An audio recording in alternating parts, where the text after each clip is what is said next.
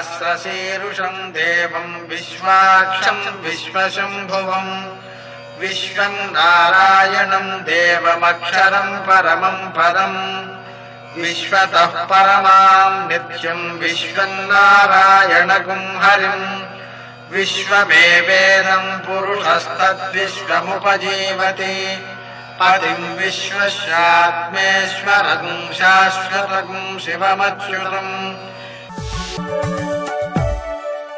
सूर्यशौर्यमथेन्दुरिन्द्रपदवी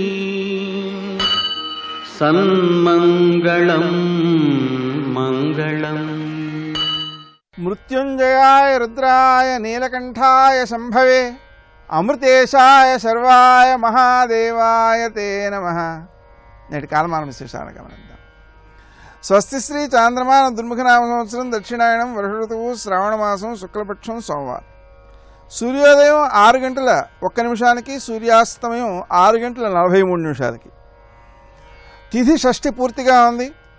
నక్షత్రం హస్త ఉదయం 9:01 వరకు, వర్జం సాయంకాలం 5:58 నుంచి 7:45 వరకు, దుర్ముహూర్తం మధ్యాహ్నం 12:47 నుంచి 1:35 వరకు, తరువాత మళ్ళీ 3:20 నుంచి 4:11 వరకు, అమృతకాలం తెల్లవారుజామున 4:42 ప్రారంభం. రాహుకాలం సోమవారం కాబట్టి ఉదయం 7:30 నుంచి 9 గంటల వరకు. అష్టగౌర్గరీత్యా శుభప్రదమైన సమయం ఉదయం 7 గంటలకి. నేటి విశేషాలలో సోమవారం సూర్య పూజ, అలాగే శివనక్త వ్రతం. సోమవారం సహజంగానే శివునికి ప్రీతికరమైనది. ఆ శివుణ్ణి ఆరాధించడం ద్వారా ఆయన అనుగ్రహిస్తాడు, సకల శుభాలు చేకూరుస్తాడు, ఆరోగ్యాన్ని, అనుభవించే సంపదను, ఆయుర్దాయాన్ని, అపమృత్యుదోష పరిహారాన్ని కూడా ఆయన అందిస్తాడు. విశేషించి ఈరోజు సూర్యపూజ కావడం వల్ల, సూర్యుడిని ఆరాధించుకోవడం ద్వారా మనకు శారీరక మానసిక ఆరోగ్యాలు వృద్ధి చెందుతాయి. సూర్యకాంతి తక్కువగా ప్రసరించేటువంటి ప్రదేశాలలో మానసిక అనారోగ్యాలు కూడా కలుగుతున్నాయనేది ఆధునిక పరిశోధకుల యొక్క పరిశోధన ఫలితం. కాబట్టి సూర్యకాంతిని మనం పూర్తిగా సద్వినియోగం చేసుకోవాలి, ఆయన ఆరాధించాలి, దాని యందు ప్రీతితో దైవశక్తిగా దాన్ని స్వీకరించగలగాలి. అదేవిధంగా శివునికి సంబంధించి శ్రావణ మాసంలో ప్రతి సోమవారము శివునికి ప్రీతికరమైనదే. ఈరోజు చేసేటువంటి వ్రతాలలో శైవ నక్త వ్రతం ముఖ్యమైనది. శైవ నక్త వ్రతం యొక్క స్వరూపం ఏమిటి, ఎలా చేయాలి దీన్ని అంటే, ఉదయకాలం నుంచి కూడా శంకరుణ్ణి ఆరాధించుకుంటూ ఉపవాసం ఉండి, సాయంకాలం సూర్యాస్తమయం అయిన తర్వాత ఆ శంకరునికి నివేదన చేసినటువంటి ప్రసాదాన్ని స్వీకరించాలి. దీన్నే శైవ నక్తం అంటారు. నక్తం అంటే రాత్రి వేళ మాత్రమే భోజనం చేయడం అని అర్థం, పొగలంతా భోజనం చేయకూడదు.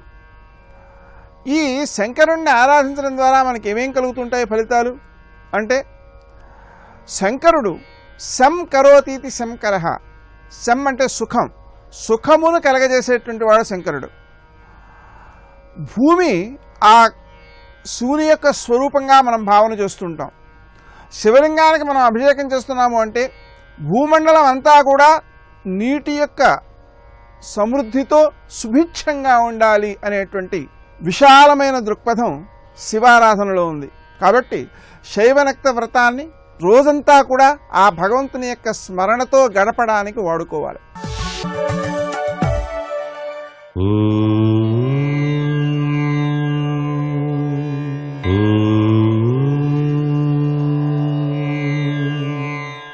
ఓం నమో నారాయణాయ. ఓం నమః శివాయ. శ్రీమాత్రే నమః. శ్రీ మహాలక్ష్మే నమః.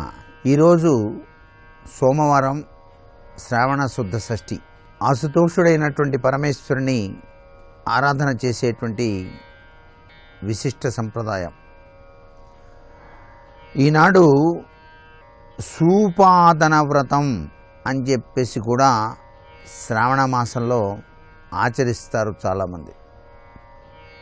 సూపాదన వ్రతం అంటే ఏమిటి? శివుని యొక్క ప్రీత్యర్థం ఆచరించేటువంటి విశిష్ట వ్రతం. సూపాదన అంటే పప్పు అన్నం కలిపి పులగం తయారు చేసి శివుని అర్చించటం, శివునికి ఆరాధన చేసిన తర్వాత దాన్నే నైవేద్యంగా స్వామివారికి సమర్పించడం. ఈ విధంగా సమర్పించిన నైవేద్యాన్ని ఆహారంగా స్వీకరించటం, ఇంకా ఏమీ తీసుకోకుండా కేవలం పరమేశ్వరుడికి నైవేద్యంగా పెట్టిందే ఆ రోజు ఆహారంగా స్వీకరించేటువంటి వ్రతం. ఈ వ్రతాన్ని ఎవరైతే ఆచరిస్తారో వారికి ఆరోగ్యప్రదమైనటువంటి జీవితాన్ని ప్రసాదిస్తాడు పరమేశ్వరుడు అని. సోమవారం నాడు ఈ శ్రావణ మాసంలో ఈ యొక్క శుద్ధ షష్ఠి తిథి నాడు ఈ వ్రతాన్ని ప్రారంభించి చేసుకుంటారు. ఇది దాదాపు ప్రతి షష్ఠీ తిథి నాడు కూడాను ఆచరించడం కూడాను విశిష్టవంతమైన సత్ఫలితాన్ని ప్రసాదిస్తుంది. శివుడు అభిషేక ప్రియుడు కాబట్టి ఆ స్వామికి వివిధ రకాలైనటువంటి ద్రవ్యాలతో పంచామృతాలతో అభిషేకార్చన నిర్వహించడం ఈ శ్రావణ సోమవారం నాడు చాలా విశిష్టం. అందుకే పంచామృతాలతో అభిషేకము పంచముఖ పరమేశ కరుణించుము అని కీర్తించడం జరిగింది మహానుభావులు అందరూ కూడా. ఈ పంచామృతాభిషేకం వెనకాల ఆరోగ్యప్రదమైనటువంటి జీవన విధానం కూడా దాగి ఉంది. ఆవు పాలు అలాగే ఆవు నెయ్యి ధీశక్తిని పెంచుతుంది. ఆవు పెరుగు తాపాన్ని శమింపజేస్తుంది. పంచదార చక్కటి ఆరోగ్యాన్ని ఇస్తుంది. తేనె దివ్య ఔషధంగా పనిచేస్తుంది. ఇవన్నీ పంచామృత తత్వాలు. ఈ పంచామృతాలతో గనక పరమేశ్వరుని గనక మనం అర్చన చేసినట్లయితే అభిషేకార్చన, అది కలియుగ అమృతంగా మనం భావిస్తూ స్వీకరించినట్లయితే స్వామివారి యొక్క దివ్యవంతమైన అనుగ్రహ కరుణాకటాక్ష వీక్షణాన్ని పొందటానికి ఆస్కారం ఉంటుంది. సర్వే జనా సుఖినో భవంతు.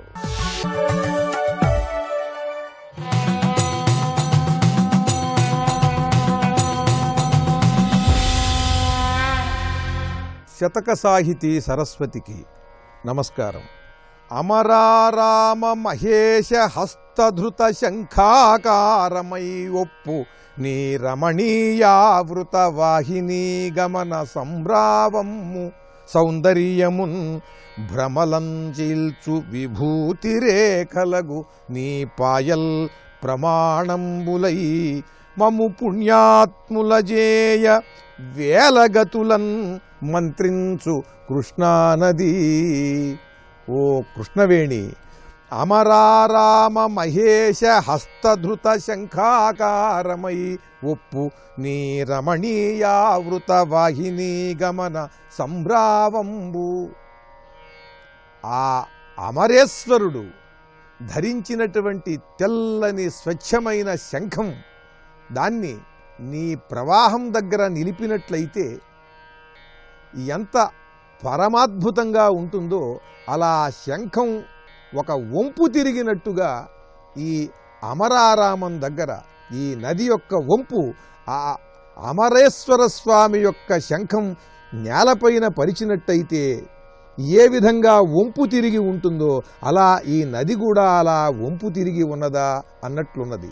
అమరారామ మహేశ హస్తధృత శంఖాకారమై ఒప్పు నీ రమణీయావృత వాహినీ గమన సంభ్రావంబు. ఇక ఆ జల ప్రవాహం నుండి వచ్చేటువంటి రావము కూడా ఆ ధ్వని, అది కూడా ఒక చక్కని శంఖధ్వనిలాగా వెలువడుతున్నది.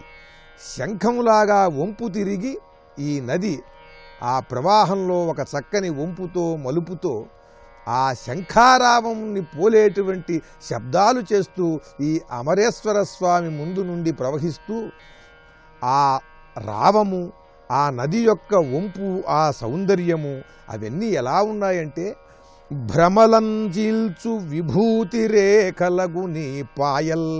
ఆ మధ్యలో ఒక లంక ఉన్నది. ఆ లంకకి ఈ పక్కన ఒక పాయ, ఆ పక్కన ఒక పాయ, మరి ఒక పక్కకు ఒక పాయ వెడుతూ పైనుంచి చూస్తున్నప్పుడు అవి భ్రమలంజీల్చు విభూతి రేఖలగు, విభూతి రేఖల్లాగా ఈ 3 పాయలు కనిపిస్తున్నాయి. నీ పాయల్ ప్రమాణంబులై, అవి మాకు ప్రమాణంగా నిలబడుతున్నాయి. జీవితానికి కావలసింది ఏమిటి అని అంటే, ఈ విధంగా తాను ఎంతటి శక్తి సంపన్నుడైనా సరే పరమేశ్వరుడి దగ్గరకు వచ్చేసరికి ఆయనకు ప్రణమిల్లి ఆయన యొక్క పరివారంలో భాగంగా తాను ఇమిడిపోతూ ఆ పరివారాన్ని అనుసరిస్తూ ముందుకు సాగవలసినదే. ఆ పరమేశ్వరుని పరివారం అంతా ఏ విధంగా సకల జగత్తుకు మేలు చేస్తాయో అదేవిధంగా ఎవరు ఎంతటి శక్తి సంపన్నులైనా సరే జగత్తుకి మేలు చెయ్యాలి అన్నట్లుగా, అలాగే భ్రమలను చీల్చేటువంటి విభూతి రేఖలుగా ఈ 3 పాయలు కూడా స్వచ్ఛముగా నిర్మలంగా ఉండండి. ఆ నిర్మలత్వం మాత్రమే మీకు ప్రశాంతిని, ఆనందాన్ని కలిగిస్తుంది. మరే విధమైన భ్రమలో చిక్కినా కూడా మీకు ప్రశాంతి ఉండదు అంటూ నిర్మలమైన నీటి ధారల వలె ఉండాలి అని బోధిస్తూ, అవి ప్రమాణముగా ఆ స్వచ్ఛతే మానవ జీవితానికి ప్రమాణంగా తాను ఎంత స్వచ్ఛముగా ఉన్నప్పటికీ కూడా 10 మందికి పాటుపడాలి, చుట్టుపక్కల ఉండేటువంటి వారికి ఉపయోగపడుతూ వారి దాహాన్ని తీర్చాలి, వారికి ధాన్యాన్ని పండించేలా అనుగ్రహించాలి, అది నిన్ను చూసి అలవరుచుకోవాలి అన్నట్లుగా విభూతి రేఖలుగా నీ పాయల్ ప్రమాణంబులై, జనులందరూ కూడా అనుసరించవలసిన ప్రామాణికమైన నీతిని నువ్వు ఈ విధంగా తెలియజేస్తున్నావు. మమ్ము పుణ్యాత్ముల జేయ, మమ్మల్ని అందరినీ కూడా ధన్యుల్ని చేసే విధంగా, మాకు పుణ్యం కలిగించే విధంగా నువ్వు ఇలా ప్రవర్తిస్తూ ఇలా కనిపిస్తూ వేలగతులన్ మంత్రించు కృష్ణానది, నీ జలములతో ఆ జలములపై నుండి వచ్చే గాలులతో మా భ్రమలన్నిటినీ కూడా పటాపంచలు చేసి మమ్మల్ని తీర్చిదిద్దే విధంగా మంత్రిస్తావు ఓ కృష్ణవేణి. అటువంటి నీ జలములు ఈ పరమ పవిత్రమైన కృష్ణా పుష్కర సమయంలో మరింత పరమ పవిత్రములై ఈ సకల జగత్తుకి కూడా చైతన్యాన్ని, శాంతిని, ఆనందాన్ని, పుణ్యాన్ని ప్రసాదిస్తున్నాయి. ఓ కృష్ణవేణి, నిరంతరం మమ్మల్ని ఇలాగే అనుగ్రహించు. జై కృష్ణవేణి. జయ జయ జయ శ్రీ హరిప్రియ రాణి సిరి మహాలక్ష్మి మంగళదాయని, జయ జయ హే మధుసూదన కామిని శ్రీ మహాలక్ష్మి నమోస్తుతే. వేళ పట్టున కావలసినటువంటి రుచికరమైన షడ్రసోపేతమైనటువంటి భోజనం లభించడం అష్టైశ్వర్యాల్లో ఒకటి. లభించింది, నేను తిన్నా, సుఖం. నీళ్లున్నాయి, తాగా, సుఖం. నేను పడుకోవడానికి మంచి పాన్పు ఉంది, పడుకున్నా, సుఖం. అంతేనా? కాదు, ఇంకా ఉంది సుఖం. ఏమిటో తెలుసా? ఇవన్నీ ఎవరివ్వాలి? ఆవిడివ్వాలి. అందుకే శ్రీ సూక్తంలో వీటికి జాబితా చెప్పారు. తామ్మావహజాత వేదో లక్ష్మీమనపగామినీం యస్యాం హిరణ్యం ప్రభూతం గావో దాస్యోస్వాన్ విందేయం పురుషానహం. అహం, నాకు, విందేయం, అమ్మ ఇయ్యి, యస్యాం, ఏ లక్ష్మిని నేను కీర్తిస్తున్నానో ఆ లక్ష్మి నాకు ఇవ్వాలి. ఏమివ్వాలి? హిరణ్యం, నాకు బంగారం ఇవ్వాలి. అక్కడతో సరిపోతుందా? కాదు. తామ్మావహజాత వేదో లక్ష్మీమనపగామినీం యస్యాం హిరణ్యం విందేయం గాం. గాం అంటే ఆవులు కావాలి. ఎందుకు? ఆవు ఇంట్లో ఉందనుకోండి, ఒక్కసారి నిద్ర లేవగానే ప్రదక్షిణం చేస్తే పరదేవతకి ప్రదక్షిణం చేసినట్టు. ఆవు ఇంట్లో ఉందనుకోండి, ఇంత గ్రాసం పెడితే పరదేవతకి మహానైవేద్యం పెట్టినట్టు. ఒక ఆవు ఇంట్లో ఉన్నది అనుకోండి, అది ఎక్కడ తిరిగిందో అది పరమ పవిత్రమైనటువంటి భూమి. భూమి యందు దోషం ఉంటుంది. అందుకే శ్రావణ శుక్రవారం వరలక్ష్మి వ్రతం చేస్తే మేం కట్టుకున్న ఇల్లే కదండి, ఈశాన్య భాగంలో కలచబెట్టేస్తానంటే కుదరదు. ఆవు పేడ తెచ్చి అలికి అని ఉంటుంది కల్పంలో. ఎందుకని అంటే భూమి శుద్ధి దేని చేత అవుతుంది అంటే గోమయం చేత అవుతుంది. భూమిని శుద్ధి చెయ్యగలిగినటువంటి శక్తి గోమయంలోకి వెళ్ళింది అంటే అది లక్ష్మి. అందుకే ఆవు పేడ యందు లక్ష్మి ఉన్నది. ఆ వైభవము, ఆ శోభ ఎక్కడున్నదో అవన్నీ కూడా లక్ష్మీదేవిగానే సంకేతింపబడతాయి. అయినప్పుడు ఇప్పుడు ఆ తల్లి కానిదేది? కాబట్టి నాకు గాం నాకు కావాలి ఆవులు, అలాగే నాకు గుర్రములు కావాలి. ఎందుకు గుర్రములు అంటే వాహనం ఉన్నదనుకోండి, అదొక భోగం. తాను కాలినడకన నడిచి వెళ్ళడు, చక్కగా వాహనంలో ఎక్కి కూర్చుంటాడు, ఆ వాహనంలో వెళ్ళిపోతాడు. వాహనం యోగం. అందుకే మీరు చూడండి, సంతాన యోగం, వాహన యోగం అంటారు. యోగం అన్నదానికి అర్థం ఏమిటంటే ఇంతకు ముందు లేనిది ఇప్పుడు వచ్చినది, అది లక్ష్మి. ఇంతకు ముందు వాహనం లేదు, కాలినడకన వెళ్ళేవాడు. ఇప్పుడు ఓ వాహనం వచ్చింది, వాహనంలో వెడుతున్నాడు. ఇప్పుడు వాహన యోగం పట్టిందండి ఆయనకి అంటారంటే కొత్తగా వచ్చింది. కొత్తగా వచ్చినది ఒక భోగం, ఉన్నది జారిపోకుండా ఉంటే అది లక్ష్మి, క్షేమం. యోగం కొత్తగా వచ్చింది, క్షేమం ఉన్నాయి. యోగము క్షేమము రెండూ లక్ష్మీ కటాక్షం. ఉన్న వాటిల్లో జారిపోయింది అనుకోండి, ఏదో ప్రధానమైంది, ఏడవలా వద్దా? ఇప్పుడు ఏడవవలసిన అవసరం లేదు, సంతోషించడానికి కారణం ఉంది. ఈ రెండు సుఖాలకి కారణం ఎవరంటే ఆవిడ అనుగ్రహం ఉంది, యోగము క్షేమము కల్పిస్తుంది. అందుకనమ్మా నువ్వు నాకేమివ్వాలో తెలుసా? హిరణ్యం గాం అశ్వం పురుషానహం. అహం నాకు పురుషాన్, నాకు అనేక మంది పురుషుల్ని, అనేక మంది పురుషులను అన్న మాటకు అర్థం ఏమిటి అంటే నేను ఒక్కడనుగా ఉండకూడదు. నేనున్నాను అంటే నాకు ఏ పని పడుతుందో, నాకు ఏ అవసరం కలుగుతుందో యజమాని సంతోషించాలని నా కొరకు చెయ్యడానికి అనేక మంది దాసదాసీజన ఉండాలి. నాకు నేను వాహనం ఎక్కుతానేమో, ఎప్పుడు వాహనాన్ని నడపడానికి చోదకుడు సిద్ధంగా ఉండాలి. ఏ సమయంలోనైనా నేను కిందకి దిగచ్చు, దిగ్గానే గబగబా ఎక్కండయా అని కూర్చోబెట్టి ఎక్కడికి తీసుకెళ్ళమంటారు అని నేను చెప్పిన ప్రదేశానికి క్షేమంగా నన్ను తీసుకెళ్ళగలిగినటువంటి ఒక చోదకుడు కావాలి. అలాగే నేను ఒక వాహనం ఎక్కి ప్రయాణం చేసేటప్పుడు ఆ వాహనం చల్లగా ఉండాలి, బయట ఎండగా ఉన్నా చల్లగా ఉండాలి. అందులో నేను వినాలనుకున్న పాట వినపడాలి. ఇవన్నీ లక్ష్మి కాదండి, ఎన్ని భోగాలు అనుభవిస్తున్నాడు ఇప్పుడు ఒక వాహనంలో. కాబట్టి అశ్వం, గుర్రం అన్నమాట వాహనానికి సంకేతం. నేను ఈ భోగాలన్నీ అనుభవించాలి, ఈ సుఖాలన్నీ అనుభవించాలి. పురుషానహం, నాకు దాసదాసీజనం కావాలి. నేను ఏదో డోలోత్సవం చెయ్యాలనుకున్నాను, అనుకుని ఓ ఉయ్యాల సిద్ధం చెయ్యాలి. ఫోన్ తీసి ఒక్క మాట చెప్పేటప్పటికి గబగబా ఎక్కడి నుంచో ఉయ్యాల పట్టుకుని ఇద్దరు వెళ్ళిపోతూ ఉంటారు. గబగబా తీసుకొచ్చి ఉయ్యాల పెట్టేస్తారు, అది అలంకారం చేస్తారు, సిద్ధం చేసేస్తారు, అందులో ఉత్సవమూర్తుల్ని పెట్టేస్తారు. ఆ వెంటనే ఇక్కడ కూర్చుని ఒక్క ఫోన్ చేసేటప్పటికి పాట పాడేవాళ్ళు రావాలి, నృత్యం చేసేవాళ్ళు రావాలి, వేదం చెప్పేవాళ్ళు రావాలి, మంగళవాద్యం చేసేవాళ్ళు రావాలి అంటే తన మాటకంత విలువ కావాలి. ఆ విలువగా నిలబడి సంభారములను సమకూర్చుకోగలిగిన స్థితి లక్ష్మిగా నాకు అనుగ్రహం రావాలి.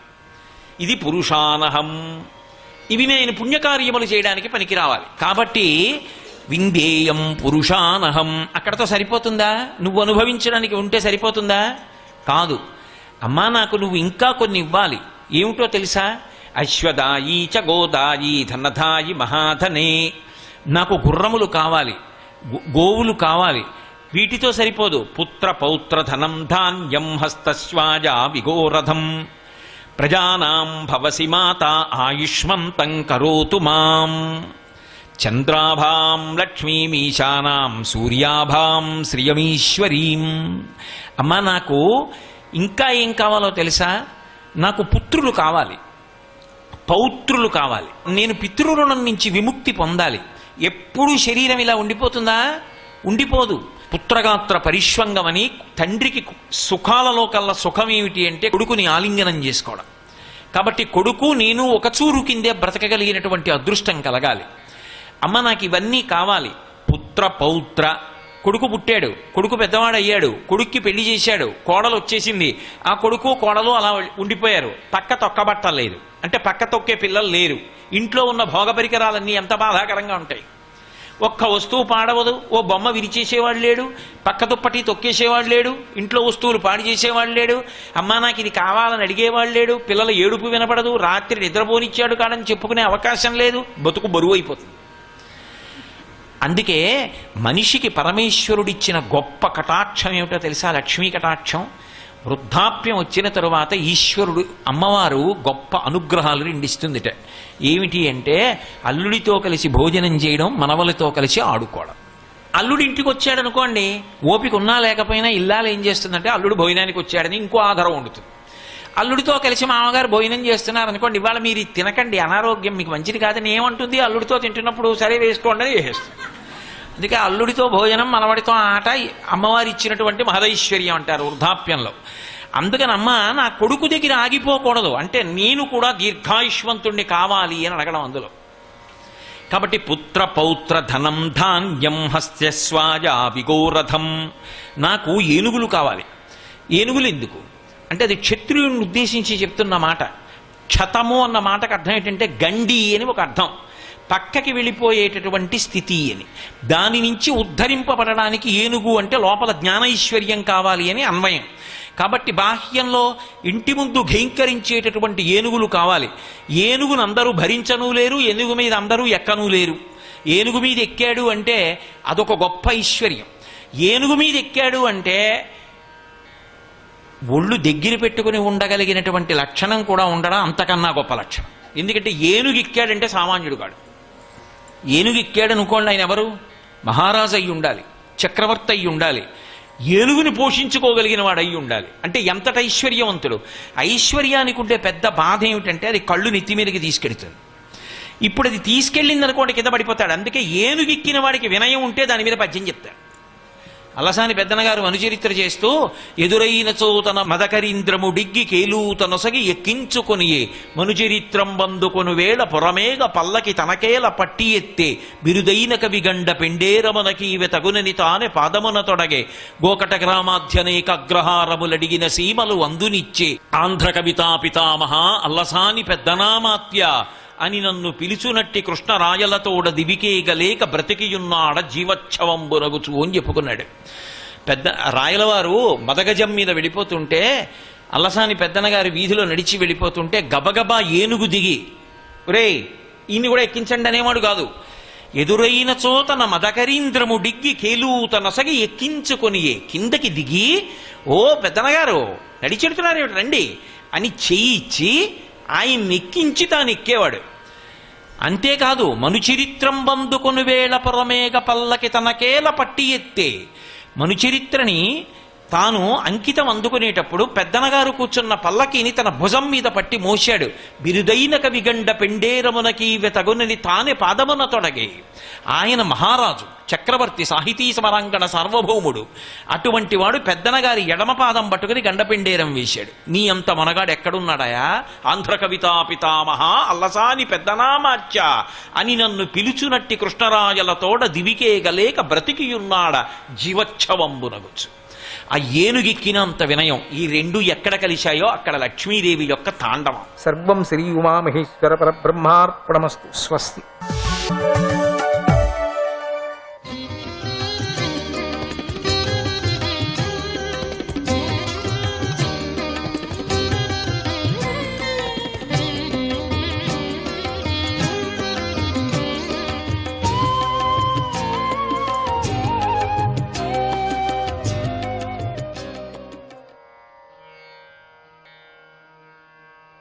హరయే నమః. ఆదిరాజైన పృథువు చేసిన స్తుతికి సర్వజ్ఞుడైన శ్రీహరి సంతోషించి ఇలా అన్నాడు: ఓ రాజా, నీకు నాపై భక్తి స్థిరంగా ఉండుగాక. దైవ ప్రేరణ వల్లనే నీకు నాపై ఇలాంటి నిష్కామమైనటువంటి ప్రేమ కలిగింది. ఈ బుద్ధితో నువ్వు దాటటానికి శక్యంగాని నా మాయను దాటగలవు. మదాదేశకరో లోక సర్వత్రాప్నోతి శోభనం.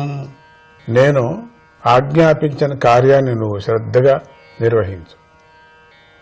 నా ఆదేశాన్ని పాలించే మానవుడు అన్ని లోకాల్లోనూ శుభాన్ని పొందుతాడు అని శ్రీహరి వేనపుత్రుడు రాజర్షి అయిన పృథువును అభినందించి ఆయన చేసిన పూజలను అందుకున్నాడు. తర్వాత వైకుంఠానికి వెళ్ళటానికి సిద్ధమయ్యాడు. దేవతలు, మునులు, గంధర్వులు, సిద్ధులు, చారణులు, నాగులు, కిన్నరులు, అప్సరసలు, శ్రీహరి భక్తులైన మానవులు పక్షులు, ఇంకా అనేక రకాలైన ప్రాణులు, విష్ణు కింకరులు, ఇలా యజ్ఞానికి విచ్చేసిన వారందరినీ పృథువు యజ్ఞేశ్వరుడైన శ్రీహరి అనే భావనంతోనే పలకరించి, చేతులు జోడించి నమస్కరించి భక్తిపూర్వకంగా సత్కారాలు చేశాడు. వారంతా చాలా సంతోషించి తమ తమ స్థానాలకు వెళ్లారు. భగవంతుడైన శ్రీహరి కూడా ఋతుచక్రవర్తి ఋత్వికుల్లో కలిసి ఆనందంతో తనను చూస్తూ ఉండగానే వారి మనస్సులను దోచుకున్నవాడిలా వైకుంఠానికి చేరుకున్నాడు.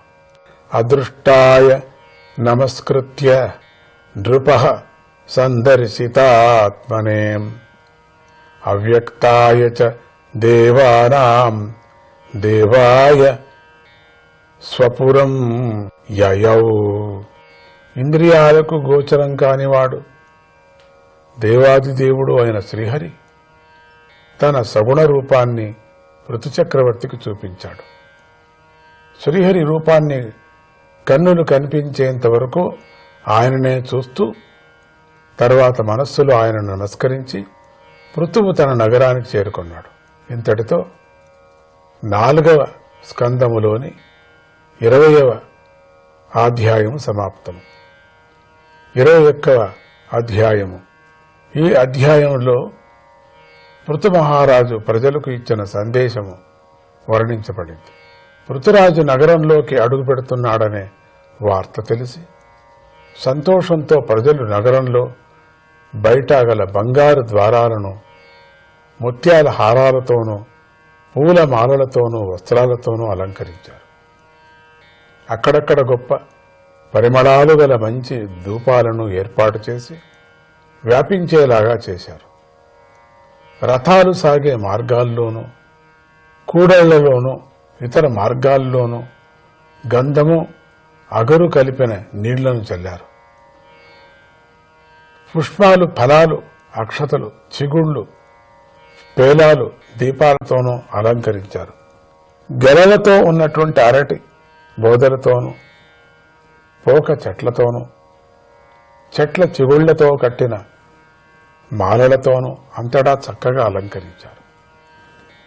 పృథురాజు నగర ప్రవేశం చేస్తుండగా కన్యలు ప్రకాశిస్తున్న కుండలాలను ధరించారు. వారు ఇతర జనులతో కలిసి దీపాలు, పూజా ద్రవ్యాలు మొదలైన మంగళ ద్రవ్యాలను పట్టుకొని ఆయనకు స్వాగతం పలికారు. ఎదురుగా వెళ్లారు. పృథురాజు గర్వం లేని మహావీరుడు. ఆయనను వంది మాగధులు స్తుతిస్తున్నారు. ఆయనకు స్వాగతం పలుకుతూ పౌరులు శంఖాలను పూరించారు. రాజభటులు భేరీలను మ్రోగించారు. ఋత్వికులు వేద మంత్రాలు పఠిస్తుండగా ఆయన రాజభవనంలోకి అడుగుపెట్టాడు. గొప్ప కీర్తి కలవాడు, ప్రజల కోర్కెలను తీర్చేవాడు అయినటువంటి ఆ రాజును నగరంలో పలు ప్రదేశాల్లో జనులు పూజించారు. అందుకు పృథురాజు చాలా సంతోషించాడు. తాను కూడా నగరంలోనూ పల్లెలలో నివసించే ప్రముఖులను పూజించాడు. గుణాల్లో గొప్పవాడైన ఆ పృథువు అనేక గొప్ప కార్యాలను చేసి పూజించదగినవాడు అయ్యాడు. ఆయన అందరికీ హితాన్ని కలిగించే అనేక కర్మలను చేస్తూ ఈ భూమండలాన్ని పాలించాడు. ఈ లోకంలో చిరకీర్తి ఆర్జించి శ్రీహరి ధామాన్ని చేరుకున్నాడు. ఆయన మొట్టమొదటి రాజు.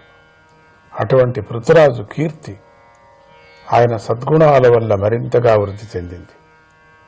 ఆ కీర్తిని గుణవంతులు ఆదరించారు. ఆ కీర్తిని వర్ణిస్తున్న మైత్రేయ మహర్షిని భాగవతోత్తముడైన విదురుడు సత్కరించి ఇలా అడిగాడు. మహర్షులు పృథురాజును చక్రవర్తిగా అభిషేకించగానే దేవతలందరూ ఆయనకు బహుమతులను సమర్పించారు. ఆయన శ్రీహరి యొక్క పాలనా శక్తికి తన బాహువులయందు ధరించి తన పరాక్రమంతో భూమి నుండి సకల సంపదలను పొందాడు. ఈనాటికి కూడా రాజులు, లోకపాలకులు, లోకాలు ఆయన సంపాదించిన ఆ సంపదలలో మిగిలిన వాటిని స్వేచ్ఛగా అనుభవిస్తున్నారు. అటువంటి పృథురాజు కీర్తిని ఏ వివేకి అయినా వినకుండా ఉంటాడా? ఆయన పవిత్రమైన కార్యాల గురించి, ఆచరణ గురించి నాకు చెప్పండి అని కోరాడు. అప్పుడు మైత్రేయ మహర్షి ఇలా చెప్పసాగాడు. పృథువు గంగా యమునా నదుల మధ్యప్రదేశంలో నివసించాడు. పుణ్యాన్ని కూడా ఆయన బంధంగానే భావించాడు. ఆ బంధాన్ని వదిలించుకోవటానికై ప్రారబ్ధ కర్మ పరరూపాలైన భోగాలను మాత్రమే అనుభవించాడు.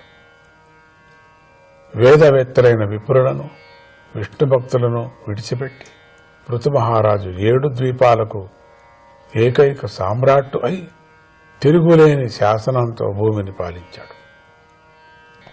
ఒకనాడు గొప్ప సత్రయాగం చేయాలని ఆయన దీక్ష పట్టాడు. ఆ యాగానికి దేవతలు, బ్రహ్మర్షులు, రాజఋషులు వచ్చారు. ఆ యాగంలో అందరినీ వారి వారి యోగ్యతకు తగినట్లుగా సత్కరించి సభ మధ్యలో పృథురాజు నక్షత్రాల మధ్యలో ఉన్న చంద్రుడిలాగా నిలబడ్డాడు. యజ్ఞ నియమాలను అనుసరించి ఆయన ఆభరణాలు ధరించకుండా కృష్ణమృగ చర్మాన్ని ధరించాడు. ఆయన వర్ణన చేస్తున్నారు, ఇంకా చేస్తున్నారు. హరయే నమః.